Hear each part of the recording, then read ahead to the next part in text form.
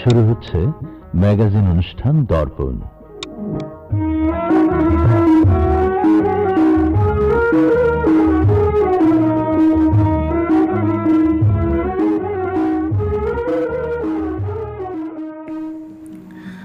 প্রিয় শ্রোতা বন্ধুরা, সুস্থ সুন্দর ও স্বস্তিময় জীবন আমাদের সকলেরই প্রত্যাশা।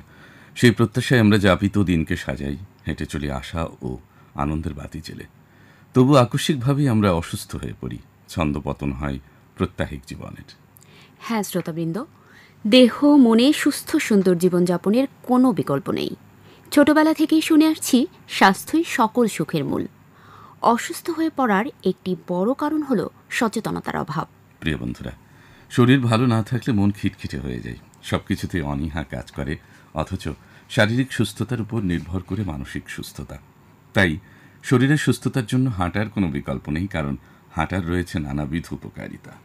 প্রতিদিন নির্দিষ্ট সময় ধরে হাঁটলে আমরা ঠিক কী কী উপকার পেতে পারি, চলুন তা এক নজরে জেনে নেই।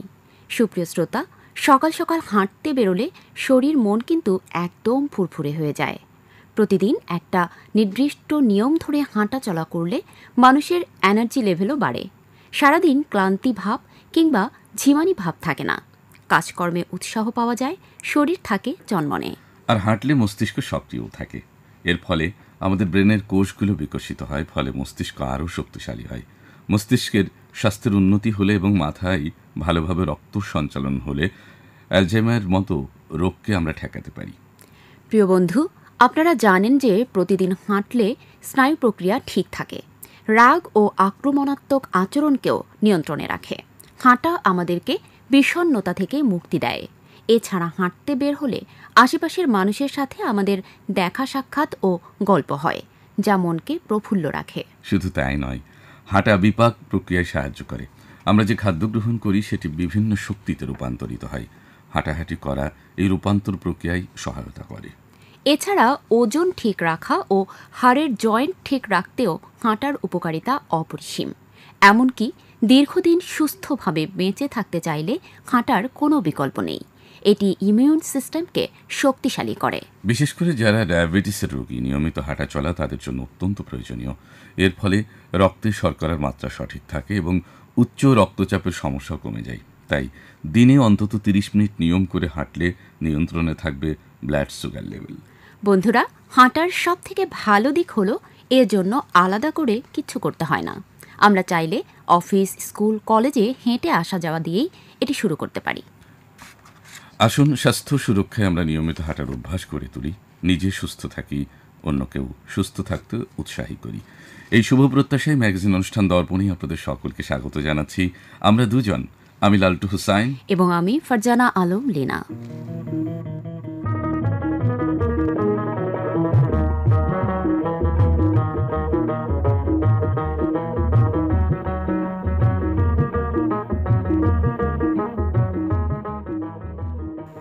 বন্ধুরা, এবারে জানিয়ে দিচ্ছি দর্পণ সূচি।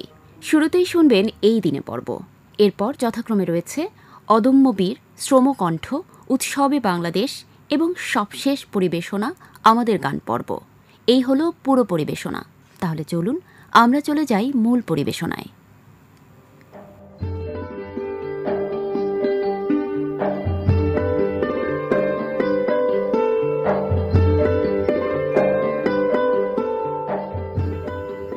প্রিয় শ্রোতা বন্ধুরা, ইতিহাস মানুষকে ভাবাই, তাড়িত করে। উল্লেখযোগ্য ঘটনা কালক্রমে রূপ নেয় ইতিহাসে। আজ 10 সেপ্টেম্বর 2024 খ্রিস্টাব্দ, মঙ্গলবার। এবার এক নজরে আপনাদের জানিয়ে দিতে চাই ইতিহাসের এই দিনে ঘটে যাওয়া খণ্ডিত কিছু তথ্যের বিন্যাস এই দিনে পর্বে।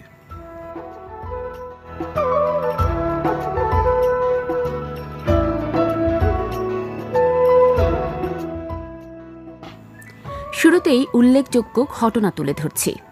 1794 সালের এই দিনে কলকাতায় বিলাতের অনুরূপ মিউনিসিপ্যাল স্বাস্থ্যবিধি চালু হয়। 1919 সালের আজকের এই দিনে প্রথম বিশ্বযুদ্ধ শেষে মিত্র ও সহযোগী শক্তিদের সঙ্গে অস্ট্রিয়ায় শাহ জেরমা চুক্তি স্বাক্ষরিত হয়। 1939 সালের এই দিনে দ্বিতীয় বিশ্বযুদ্ধে জার্মানির বিরুদ্ধে যুদ্ধ ঘোষণা করে কানাডা। এরপর যোগ দেয় যুক্তরাজ্য, ফ্রান্স, অস্ট্রেলিয়া, নিউজিল্যান্ডের জোটে। 1974 সালের আজকের এই দিনে পর্তুগালের কাছ থেকে আফ্রিকার দেশ গিনি বিসাউ স্বাধীনতা লাভ করে। 2008 সালের আজকের এই দিনে বিজ্ঞানের সবচেয়ে বড় পরীক্ষা হিসেবে বিবেচিত লার্জ হ্যাড্রন কলাইডার চালু করা হয়। এটি পৃথিবীর বৃহত্তম ও সবচেয়ে শক্তিশালী কণা, ত্বরক এবং মানবনির্মিত বৃহত্তম যন্ত্র। যন্ত্রটিকে ফ্রান্স সুইজারল্যান্ডের সীমান্তের প্রায় 175 মিটার নিচে 27 কিলোমিটার পরিধির একটি সুড়ঙ্গের মধ্যে স্থাপন করা হয়েছে। হ্যাঁ প্রিয় বন্ধুরা, এবার কিংবদন্তি তুল্য ব্যক্তিদের জন্মদিনের কথা আপনাদের জানিয়ে দিতে চাই। 1839 সালে মার্কিন পদার্থবিজ্ঞানী ও দার্শনিক চার্লস স্যান্ডার্স পেয়ার্স জন্মগ্রহণ করেন। ইংরেজ মনোবিজ্ঞানী ও পরিসংখ্যানবিদ চার্লস স্পিয়ারম্যান জন্মগ্রহণ করেন 1863 সালের এই দিনে। কিংবদন্তি ক্রিকেটার ও ভারতীয় রাজা কুমার শ্রী রঞ্জিত সিং জন্মগ্রহণ করেন 1872 সালের আজকের এই দিনে। প্রখ্যাত বাঙালি সঙ্গীত শিল্পী ও সুরকার ধনঞ্জয় ভট্টাচার্য জন্মগ্রহণ করেন 1922 সালের এই দিনে। 1986 সালের আজকের এই দিনে আয়ারল্যান্ডে জন্মগ্রহণ করেন ইংল্যান্ড জাতীয় ক্রিকেট দলের খেলোয়াড় ইওয়ান মর্গ্যান। বাঙালি শিশু সাহিত্যিক পুণ্যলতা চক্রবর্তী জন্মগ্রহণ করেন 1889 সালের এই দিনে। বন্ধু শ্রোতা, এখন জন্মদিনের শুভেচ্ছা জানাতে চাই আপনাদেরকে। দর্পণ পরিবারের পক্ষ থেকে জানবেন জন্মদিনের অফুরান শুভেচ্ছা, শুভ জন্মদিন। শ্রোতাবৃন্দ, স্বনামধন্য ব্যক্তিদের প্রয়াণ দিবসের কথা এবার জানিয়ে দিতে চাই। 1797 সালের এই দিনে মেরি ওলস্টোনক্রাফট মৃত্যুবরণ করেন। তিনি একজন ইংরেজ নারীবাদী লেখক। জার্মান ভাষাবিজ্ঞানী ইয়োহান ক্রিস্টোফ অ্যালুংডুন মৃত্যুবরণ করেন 1806 সালের আজকের এই দিনে। 1915 সালের আজকের এই দিনে বাঘা যতীন মৃত্যুবরণ করেন। তিনি ছিলেন একজন বাঙালি ব্রিটিশ বিরোধী বিপ্লবী নেতা। ভারতের ব্রিটিশ বিরোধী আন্দোলনে তিনি অত্যন্ত গুরুত্বপূর্ণ ভূমিকা পালন করেছিলেন। বাঘা যতীন ছিলেন বাংলার প্রধান বিপ্লবী সংগঠন যুগান্তর দলের প্রধান নেতা। 1923 সালের আজকের এই দিনে সুকুমার রায় মৃত্যুবরণ করেন। তিনি বাঙালি লেখক, ছড়াকার, শিশু সাহিত্যিক, রম্য রচনাকার, প্রাবন্ধিক, নাট্যকার ছিলেন। তিনি ছিলেন একজন বাঙালি শিশু সাহিত্যিক ও ভারতীয় সাহিত্যে ননসেন্স ছড়ার প্রবর্তক। জনপ্রিয় শিশু সাহিত্যিক উপেন্দ্র কিশোর রায় চৌধুরী তার বাবা এবং খ্যাতিমান ভারতীয় চলচ্চিত্র নির্মাতা সত্যজিৎ রায় তার পুত্র। ব্রিটিশ বিরোধী স্বাধীনতা আন্দোলনের অন্যতম শহীদ সত্যেন্দ্রচন্দ্র বর্ধন মৃত্যুবরণ করেন 1943 সালের এই দিনে। প্রিয় শ্রোতা বন্ধুরা, আজকের এই দিনে যারা প্রয়াত হয়েছেন তাদের প্রতি রইল গভীর শ্রদ্ধা। প্রিয় বন্ধুরা, এই ছিল আজকের ঐতিহাসিক ঘটনার প্রেক্ষাপট এই দিনে পর্ব।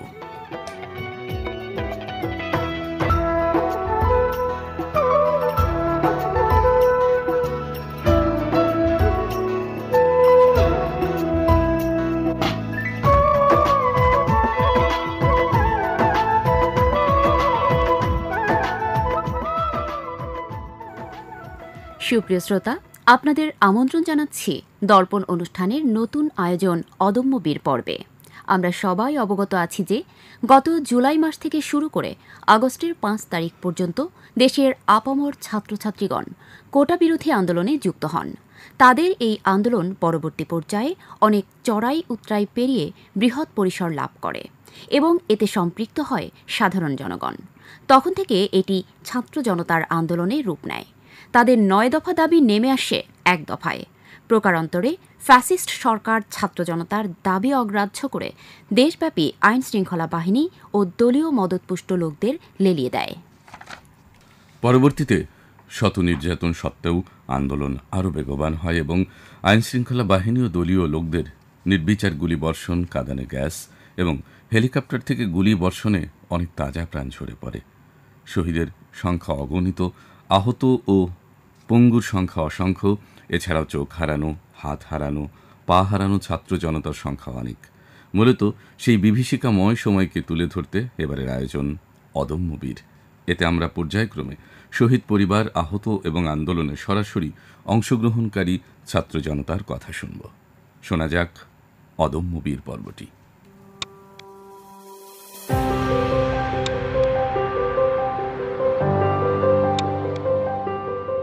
প্রিয় শ্রোতা, অদম্য বীর পর্বে আপনাদের সবাইকে স্বাগত জানাচ্ছি। আমি কামাল মিনা। আপনারা জানেন, গত জুলাই মাস থেকে শুরু করে 5 আগস্ট পর্যন্ত বাংলাদেশে বৈষম্য বিরোধী ছাত্র আন্দোলন হয়েছিল।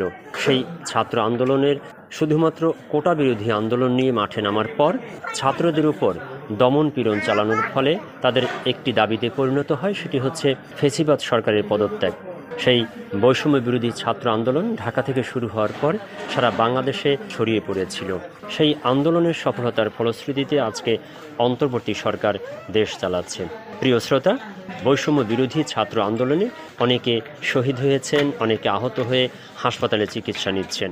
আজ আমরা এসেছি রাজধানীর আগারগাঁওয়ে নিউরোসায়েন্স হাসপাতালে। এখানে এসে আমাদের সাথে কথা হয় সুদূর ফেনী থেকে চিকিৎসা নিতে ঢাকায় এসেছেন নিউরোসায়েন্স হাসপাতালে সাইফুল ইসলাম। আমরা এখন সাইফুল ইসলামের সাথে কথা বলবো। কেমন আছেন? আমি ভালো আছি। বৈষম্য বিরোধী ছাত্র জনতার আন্দোলনে কেন, কি উদ্দেশ্যে আপনি অংশগ্রহণ করেছিলেন? আমার উদ্দেশ্য হচ্ছে, আমি তো এসএসসি পাস করছি, এর ভিতরে আমার ছোট ভাই আছে বা আমার অনেকে আছে, আর আমরা বাংলাদেশে যদি এই কোটাটা যদি উত্তোলন হয়ে যায় তাহলে চাকরির ক্ষেত্রে মানুষের মেধা অনুসারে যে কোনো সমস্যার সমাধান ভালো হবে। ফ্যাসিস্ট সরকার অনেক অত্যাচার দমন পীড়ন করছে এবং ছাত্রের দাবির উপর কোনো ইয়েই নেই, বিশ্বাসযোগ্য বা কোনো রকম আশ্বাস কিছু দিতে পারেনি। তো সেই কারণে আমার ছোট ভাই আছে, আরও অনেকজন আছে, যে কোনো ক্ষেত্রেই এই কোটা আন্দোলনেরটা যদি উঠে যায় তাহলে পড়াশোনার ক্ষেত্রে অনেক সুযোগ সুবিধা ভালো হবে। যে ক্ষেত্রে যে আমি এখন ম্যাট্রিক পাস করলে আমার ছোটো ভাই আছে বা কারো সন্তান আছে, কারো ভাই বোন আছে, সকল ক্ষেত্রে এখন সবার দায়িত্ব যে কোটা আন্দোলনের বিরুদ্ধে সবাই যোগ দেওয়া। কিন্তু এই সরকার তো কিছু আশা করা যায় না, সেই কারণে আমিও তাদের সাথে একযোগ হয়ে কোটা আন্দোলনের বিরুদ্ধে তাদের আন্দোলনে সেদিন প্রতিবাদ জানাই। আন্দোলনে গিয়ে আপনি আহত হয়েছিলেন এবং কোন স্পটে আপনি আন্দোলন করেছেন এবং কিভাবে আহত হলেন এই বিষয়ে একটু বলবেন। ফেনী ভার্সিটিতে ওদের সাথে যখন যাই তখন সেখানে ফেনীতে ওই আধা ঘন্টা প্রতিবাদের পরেই ছাত্রলীগ পুলিশ ওদের হাতে অস্ত্র, অনেকগুলা বুলেট, এরা বৃষ্টির মতো ছড়ে গুলি।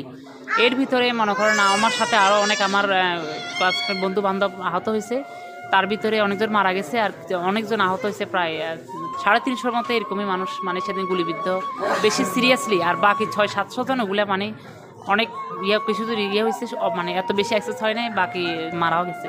আমি 9 রাউন্ড গুলি খাই, আমার লেফট লেগে 8টা গুলি খাই, আর বাকি 1টা গুলি পেটে খাই বাম সাইড লেফট সাইডে। সেক্ষেত্রে আমার লিভার ছেদ করে সেটা কিডনির দিক ভিতরে চলে গেছে, আরও গভীরে চলে গেছে। তখন এই অবস্থাতে আমাকে এক প্রফেসর আর কিছু আমাদের ছাত্র অনেক কিছু সেখান থেকে আমাকে ফেনী হসপিটালে নিয়ে যায়, সেখানে বাদ করে দেয়। বাদ করে দেওয়ার পরে আমাকে অনেক মানুষ কিছু সহযোগিতা করে।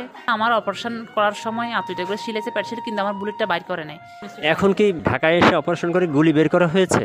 এখনও আমাকে গুলি বাইর করে নাই। আমি এখানে মায়ের জন্য দেখাইছে, এক্সরে করছে, এক্সরে দেখি দেখা যায় গুলি এখনও আছে। নিউরোসায়েন্সের এটা তো পেটের কোনো বিভাগ না, এটা হচ্ছে নার্ভ রগের বিভাগ এবং আপনার হেড মাথার স্ট্রোকের এগুলার বিভাগ এইখানে। তো সেখানে আমার পায়ের চিকিৎসার জন্য ওনারা কিছু পরীক্ষা নিরীক্ষা দেয়। আর এই কোটা আন্দোলনকে নিয়ে যে আমরা আজকে ক্ষত বিক্ষত হয়ে গেছি এবং যাই হয়েছে সেটা আমরা চেষ্টা করি ফ্যাসিস্ট সরকার থেকে, এবং দেশের ভিতরে যতগুলো সিন্ডিকেট সৃষ্টি করেছে এবং স্কুলের ছাত্রদের শিক্ষা প্রতিষ্ঠান ধ্বংস করে দিচ্ছে, সে ব্যাপারে আমরা ওনাদের কাছে যে প্রতিবাদটা জানাই, কোনো আশ্বাস পাওয়া যায়নি। সাইফুল, আমরা তো এখন মুক্ত স্বাধীন বাংলাদেশের বাসিন্দা, ফ্যাসিবাদ মুক্ত, সন্ত্রাস মুক্ত, স্বৈরাচার মুক্ত বাংলাদেশের নাগরিক। এই ফ্যাসিবাদ মুক্ত স্বাধীন বাংলাদেশকে নিয়ে আপনার ভাবনা কি? আপনি কি ভাবছেন? আমি ভাবছি এই মুহূর্তে অভ্যন্তরীণ যিনি আছে তিনি যে সমস্যাগুলো ছিল সেগুলো নিষ্কৃতি করে সমস্ত ব্যবস্থাপনা, আপনার নির্বাচন থেকে শুরু করি, পুলিশ থেকে শুরু করি, জিআইডি থেকে শুরু করি, একটা পুলিশের কর্মকর্তারা জিআইডি হারুন অথবা পুলিশ কর্মকর্তা কীভাবে আইনের লোকে বেআইনি কার করে, ভবিষ্যতে এরকম যাতে আর কোনো আইনি লোক এরকম অপরাধ না করে, সাধারণ জনগণের প্রতি গুলি না চালায়, ওরা এবার একটা গুলি চালাতে হলে সেটা জবাবদিহি করতে পারে, এরকম ব্যবস্থা করে। আর আমাদের জন্য ব্যবস্থা যতক্ষণ পর্যন্ত উনি আছে, আমাদেরকে একটা আর্থিক এবং জনগণের দাবি সে সরকার যেন সবসময় আশা আকাঙ্ক্ষার সব সমাধান করে। প্রিয় শ্রোতা, আমরা এতক্ষণ কথা বলছিলাম রাজধানীর আগারগাঁওয়ে নিউরোসায়েন্স হাসপাতালে ফেনী বৈষম্য বিরোধী ছাত্র আন্দোলনে অংশগ্রহণ করে আহত হয়েছিলেন। তার বাঁ পায়ে 8টা গুলি লেগেছে, বা পেটে গুলি লেগে পেটের ভিতর গুলিটা রয়ে গেছে, এখনও বের করতে পারেননি। সেই আহত সাইফুল ইসলামের সাথে কথা বলছিলাম। আপনারা শুনলেন সাইফুল ইসলামের দাবি দেওয়া। আমরাও দ্ব্যর্থহীন কণ্ঠে এই অন্তর্বর্তী সরকারের কাছে দাবি জানাতে চাই, সারা বাংলাদেশে যত শহীদ হয়েছে, অর্থাৎ ফ্যাসিস্ট সরকারের বিরুদ্ধে, স্বৈরাচার বিরোধী আন্দোলনে, বৈষম্য বিরোধী ছাত্র আন্দোলনে যত মানুষ শহীদ হয়েছে তাদের পরিবারকে পুনর্বাসন করা, এবং যারা আহত হয়ে হাসপাতালে চিকিৎসা নিচ্ছেন সেই চিকিৎসাধীন অবস্থায় যেন কোনো সমস্যা সৃষ্টি না হয় সেদিকে সরকার খেয়াল রাখবেন এবং তাদেরকে পুনর্বাসন করা।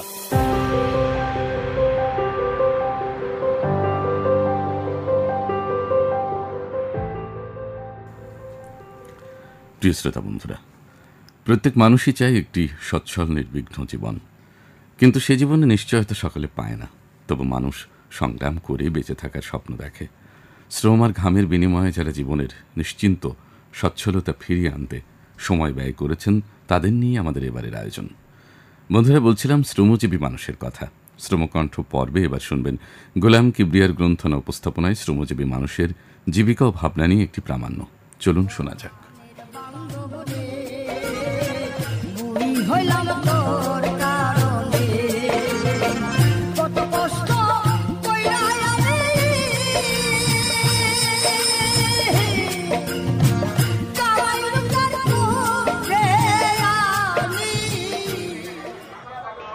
কষ্টার্জিত উপার্জনেই চলছে জীবন সংসার, আর এরই মাঝেই রয়েছে সুখ দুঃখের গল্প ও ভবিষ্যতের স্বপ্নের আশা। প্রিয় শ্রোতা, সাপ ধরছেন, সাপ দিয়ে খেলা দেখাচ্ছেন, আর এ নিয়েই চলছে জীবন সংসার। এমনই একজন সাপুরের সঙ্গে দেখা হলো রাজধানীর একটি ব্যস্ত ফুটপাতে। তিনি সাপের খেলা দেখাচ্ছিলেন। তাকে নিয়েই সাজিয়েছি আজকের শ্রমকণ্ঠ। কথা বলছি তার সঙ্গে। কি নাম আপনার? আমার নাম সরফরাজ মাহাতাব দেওয়ান।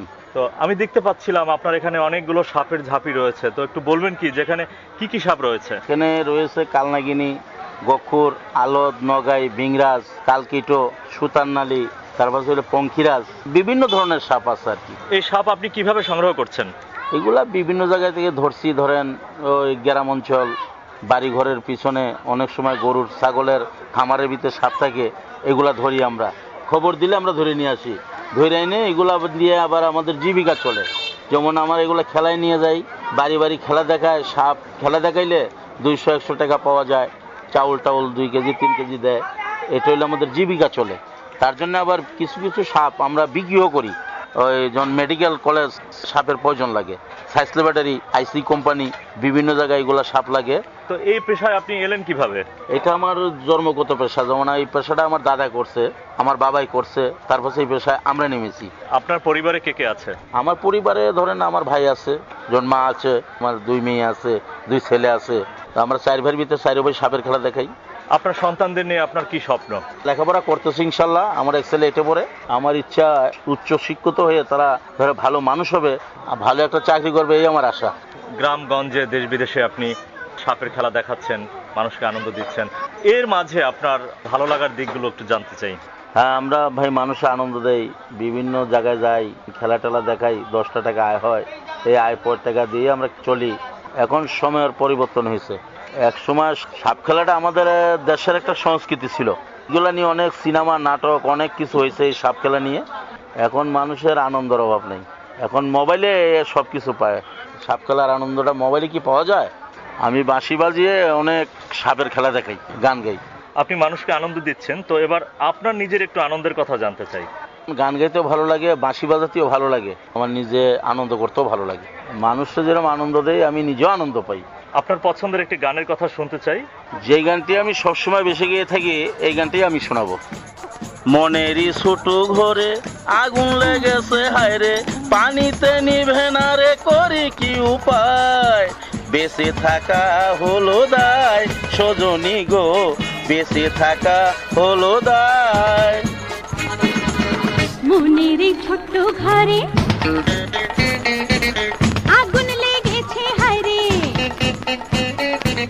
মনেরই ছোট্ট ঘরে আগুন লেগেছে হায়রে, পানিতে নেভে না রে, করি কি উপায়?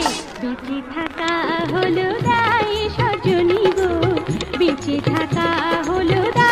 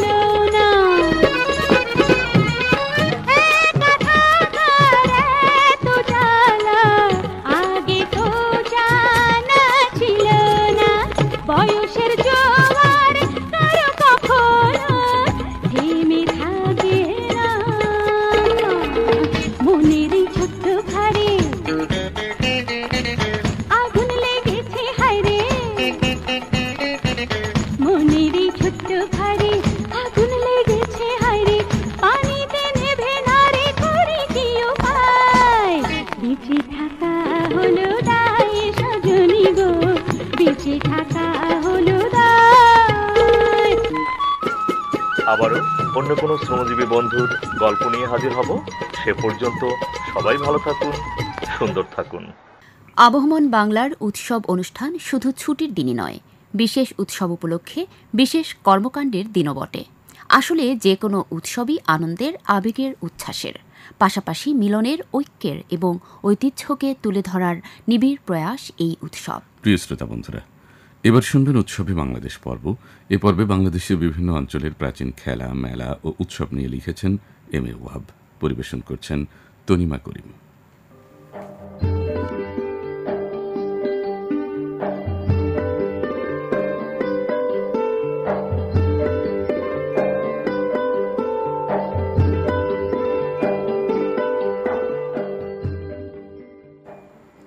শ্রোতাবন্ধুরা, উৎসবে বাংলাদেশ পর্বে আজ শুনব দিয়াবাড়ির সৌন্দর্য ও কাশফুলের মাঝে শরতের উৎসব নিয়ে। ষড়ঋতুর রূপবৈচিত্র্য বাঙালির হৃদয় ছুঁয়ে যায়, তাই মনের আবেগে আমোদ প্রিয় বাঙালি সব ঋতুতেই প্রকৃতির সাথে তাল মিলিয়ে কম বেশি উৎসবে মেতে ওঠে। এখন শরৎকাল, বাংলা বছরের ঋতু বৈচিত্র্যের শরতেরও রয়েছে কিছুটা নিজস্ব ও ভিন্ন রূপ, যা প্রকৃতি প্রেমিকদের সহজেই চোখে পড়ে। আমাদের এই ফুলের দেশে শরতেও ফোটে নয়নাভিরাম অনেক ফুল। এ মৌসুমে যে ফুলটি সবার দৃষ্টিতে আসে তা শরতের আগমনকেও জানিয়ে দেয়, তা হল কাশফুল। রাজধানীর আশেপাশে অনেক স্থানই এখন সেজেছে কাশফুলের সৌন্দর্যে। এমনই পরিচিত একটি স্থান ঢাকার দিয়াবাড়ি। দিয়াবাড়ি ঢাকার উত্তরার 15 এবং 16 নম্বর সেক্টরে অবস্থিত একটি এলাকা। নদীর পরশমাখা প্রাকৃতিক সৌন্দর্যে শুভ্রতার মনকে ভরিয়ে দিতে দিয়াবাড়ির জোড়ই নেই। শরতে প্রকৃতিকে সাজানোর অন্যতম উপকরণ কাশফুল। আমাদের এই রূপের দেশে সাদা মেঘের মতো শুভ্রতা নিয়ে ফোটে এই ফুল। এটি এক ধরনের ঘাস জাতীয় উদ্ভিদ। উচ্চতায় 3 থেকে 3.5 মিটার পর্যন্ত হয়ে থাকে। এর পুষ্পমঞ্জরি 15 থেকে 30 সেন্টিমিটার পর্যন্ত বিস্তৃত হতে দেখা যায়। পাতা কিছুটা রুক্ষতায় সরু এবং সোজা। সাধারণত নদী তীর, জলাভূমি ছাড়াও উঁচু পতিত জমিতেও কাশ উদ্ভিদ গোছা আকারে জন্মাতে দেখা যায়। কাশফুল আবহমান বাংলার চিরায়ত মৌসুমী রূপকেই ধারণ করে। বাতাসে ঢেউয়ের মতো দুলতে থাকা কাশবনের সৌন্দর্য উপভোগ করতে উত্তরার দিয়াবাড়িতে ভিড় করছে প্রকৃতি প্রেমী ও নানা বয়সের মানুষ। বিকেলের দৃশ্যটা বড়ই মধুর। পশ্চিমে হেলে পড়া সূর্যকিরণ কাশফুলের উপর পড়ে প্রকৃতিকে এক অদ্ভুত আভার সৃষ্টি করে তোলে। যত দূর চোখ যায় শুধুই কাশবন। কাশফুল ছাড়াও শরতের অন্যান্য ফুলের মধ্যে রয়েছে সন্ধ্যামণি, বোগেনভেলিয়া, স্থলপদ্ম, বিলাতি জারুল, টগর, মধুমঞ্জুরি, কলকে, শ্বেতকাঞ্চন, রাধাচূড়া, দাঁতরাঙা, ধুতরা, কামিনী, নয়নতারা, জয়ন্তী সহ আরও কত কি। আরও আছে স্বর্ণচাঁপা ও কাঁঠাল চাঁপা। পানিতে ফোটে শাপলা, শালুক, রক্তকমল ও জলপদ্ম। শরতের আরও একটি আকর্ষণ শিউলি ফুল। একসময় আশ্বিনের ভোরে বেশ শীত পড়ত। শীতবস্ত্র বা চাদর গায়ে জড়িয়ে বাড়ির আশেপাশে শিউলি গাছের নিচে ফুল কুড়ানোর মজাই ছিল আলাদা। রাস্তা, ঘরবাড়ি নির্মাণের ফলে শিউলি গাছের সংখ্যা কমে গেলেও পার্কগুলোতে এখনও চোখে পড়ে এই গাছ। দিয়াবাড়িতেও বিস্তীর্ণ এলাকায় যেন শুভ্রতা চাদরে মেরা এক অপরূপ সৌন্দর্যের রাজ্য। শরীর মন জুড়ানো বাতাসে কেউ বেশি গল্প করছেন, কেউ বা ফুলের মাঝে ছবি তুলতে ব্যস্ত। কিছুদূর এগুলোই মিলেবে তুরাগের একটি শাখা নদী। তুরাগের এই শাখা নদীটির সংস্কার করে লেকে রূপ দেওয়া হয়েছে, আর এই লেকের উপর নির্মিত হয়েছে একটি নান্দনিক সংযোগ সেতু। সেতুর উপর দাঁড়ালে আঁকা বাঁকা নদীর সৌন্দর্য উপভোগ করা যায়। চোখে পড়ে ছোট ছোট জাল দিয়ে জেলেদের মাছ ধরার দৃশ্য। এর পাশাপাশি লেকের পানিতে নৌকায় ভেসে গান আর আড্ডায় মুখর হওয়ার সুযোগ রয়েছে। নানা রকম পাখির বিচরণও চোখে পড়বে। শহরের মাঝে গ্রামীণ পরিবেশের কারণে স্থানের কদর বেড়েছে। পর্যটকদের জন্য রয়েছে প্যাডেল বোটের ব্যবস্থা। ফ্যান্টাসি আইল্যান্ড নামে একটি শিশু বিনোদন উদ্যানও রয়েছে। কর্তৃপক্ষ এখানে ম্যাজিক থিয়েটার নামে একটি প্রেক্ষাগৃহ নির্মাণ করেছে। একটি বিশাল বটগাছ দিয়ে দিয়াবাড়ির সৌন্দর্য যোগ করেছে এক ভিন্ন মাত্রা। দুপাশে রাস্তা দিয়ে দাঁড়িয়ে থাকা বটগাছের ছায়াময় এই জায়গাটির এখন নাম হয়েছে দিয়াবাড়ি বটতলা। প্রায় সময় এখানে চলে সিনেমা বা নাটকের শুটিং, তাই তারকাদের আনাগোনাও লক্ষ্য করা যায়। Metro rail Uttara centre station থেকে দিয়াবাড়ির দিকে কিছুটা পথ গেলেই মিলবে সখানে খাবারের দোকান। লোক সমাগম এবং দর্শনার্থীদের তৃপ্তি দিতে লেকের পাশেও গড়ে উঠেছে বেশ কিছু খাবারের দোকান। এসব স্ট্রিট ফুডে পাওয়া যায় চটপটি, ফুচকা, দোসা, রাজকচুরি, দই ফুচকা ছাড়াও চিংড়ি, কোরাল, রূপচাঁদা সহ বিভিন্ন সামুদ্রিক মাছ। আরও আছে জ্বলন্ত চুলায় কড়াইয়ের পর কড়াই সাজানো গরু, খাসি ও মুরগির লোভনীয় ভুনা মাংস। এসবই ভোজনবিলাসীদের জন্য বিশেষ আকর্ষণও বটে।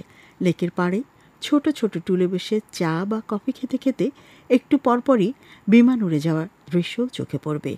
বড়দের সাথে এখানে শিশুরাও দিয়াবাড়ির এই প্রাকৃতিক সৌন্দর্যের মাঝে এখন এসে আনন্দে মেতে ওঠে। স্থানীয় মানুষদের সাথে দু একজন বিদেশি পর্যটকের দেখাও মেলে।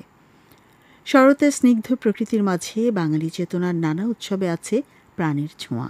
ব্যস্ত নগরীতে ইট পাথরের মাঝে বন্দি জীবনে থেকে কিছুটা সময় বের করে দিয়াবাড়ির প্রাকৃতিক সৌন্দর্য আর কাশফুলের সান্নিধ্য কাটালে মন্দ কি।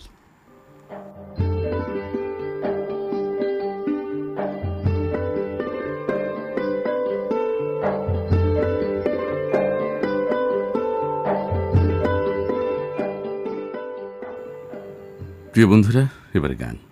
হ্যাঁ, কথা শুরু কণ্ঠের আহ্বানে দর্পণের শেষ পরিবেশনা আমাদের গান পর্বে একটি দেশের গান শোনাব। কত হাজার বছর ধরে এই গানটি গাইছেন শিল্পী সুবীর নন্দী। গানের কথা লিখেছেন মোহাম্মদ রফিকুজ্জামান, সুর করেছেন খন্দকার নুরুল আলম।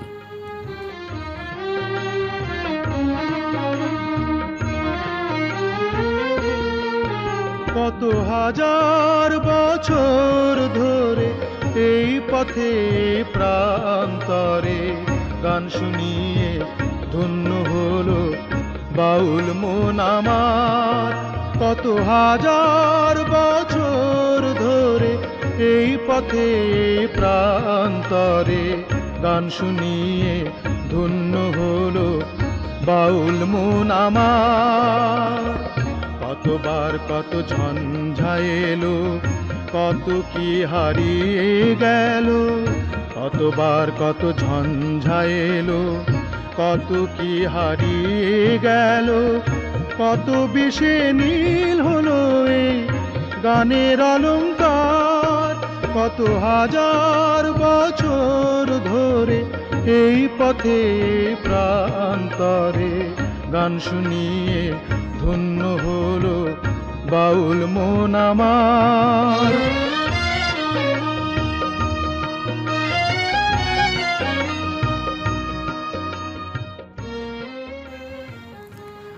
বন্ধুরা, কথা ও গানের রেশ ধরে আজ এখানেই আয়োজনের সমাপ্তি টানছি।